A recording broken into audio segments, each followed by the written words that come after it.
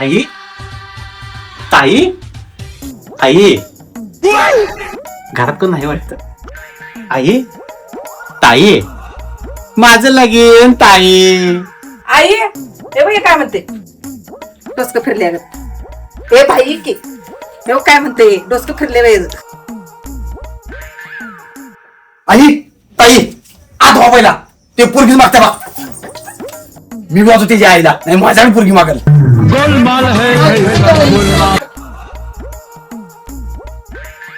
कुठे गेलं कुठे गेले संभ्या संभ्या कुठे गेलं ए काका संभ्या कुठे गेले. बाबा लगेच तिच्या आईला भर पावसात पाटाला पाणी सोडून आले अख्खी हिर खाली केल्या. कुठे आहे ते संभ्या. ह्यो बघ बिडी वडा लागलाय. मला पोरगी कोण द्यायची.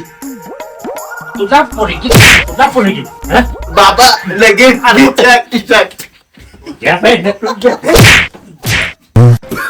पाणी सोडले भर पावसात माझी ही सगळी संपली आणि हे म्हणते बाबा लगीन ते म्हणते पोरगी द्या.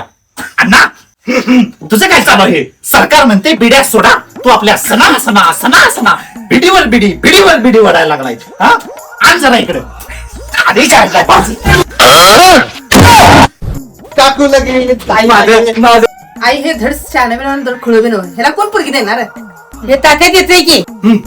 तात्या पोरगी देतोय. पोरगी देतो आणि मी गळपा लावून घेतो.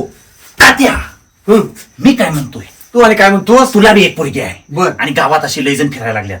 उगाच कट तरी येड्या गबळ्याच्या गळ्यात पडण्यापेक्षा या शाण्या माणसाला देऊन टाक. होय माझी पोरगी खुळी तू शाना होय. मी शाना नाही.